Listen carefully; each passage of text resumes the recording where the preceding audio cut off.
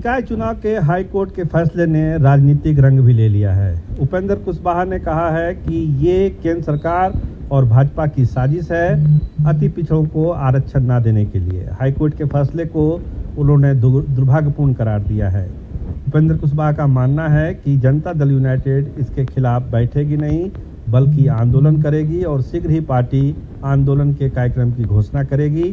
तो ये मामला अब पूरी तरह से राजनीतिक रंग ले चुका है, लेकिन हाईकोर्ट के फैसले के बाद जो शोर मच रहा था चुनाव का वो अचानक थम गया है। एक कंफ्यूजन की स्थिति है कि केवल अति पिछड़ा वाली सीट पर चुनाव रुकेगा या सारा चुनाव रोक दिया जाएगा। सरकार को अभी इसको क्लियर करना है, लेकिन हाईकोर्ट के फैसले के बाद जनता दल यूनाइटेड अचानक एक्टिव मोड में आ गई है और आंदोलन का उसने ऐलान कर दिया है। आइए सुनिए क्या कह रहे हैं उपेंद्र कुशवाहा। पटना उच्च न्यायालय द्वारा अभी फैसला हुआ है कि बिहार में जो नगर निकायों का चुनाव चल रहा है उसमें अति पिछड़ा का आरक्षण समाप्त होना चाहिए और समाप्त करके बिहार की सरकार फिर से नोटिफिकेशन जारी करे तब चुनाव कराए। तत्काल सब चुनाव को रोक दिया गया है।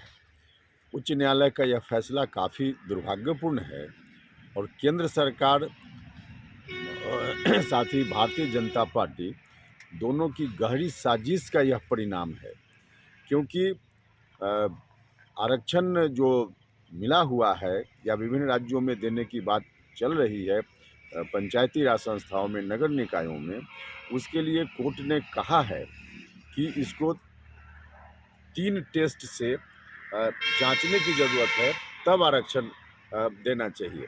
3 टेस्ट से जांचने का मतलब है कि जात की गिनती का आंकड़ा तत्काल अनिवार्य है। केंद्र की सरकार जात की गिनती नहीं करवा रही है। समय पर यदि जात की गिनती हो गई रहती केंद्र सरकार की ओर से और 3 टेस्ट से इसकी जांच हो गई होती तो आज यह स्थिति नहीं आती। बिहार में जो आरक्षण अति पिछड़ा समाज के लोगों को मिला हुआ है यह चलता रहता और चुनाव हो जाता, चुनाव नहीं रुकता, लेकिन रुका है चुनाव। यह दुर्भाग्यपूर्ण है। साथ ही केंद्र सरकार और भारतीय जनता पार्टी जो चाह रही है कि पिछड़ों के आरक्षण को समाप्त करो, दलितों के आरक्षण को समाप्त करो, उनकी इस कोशिश का यह परिणाम है।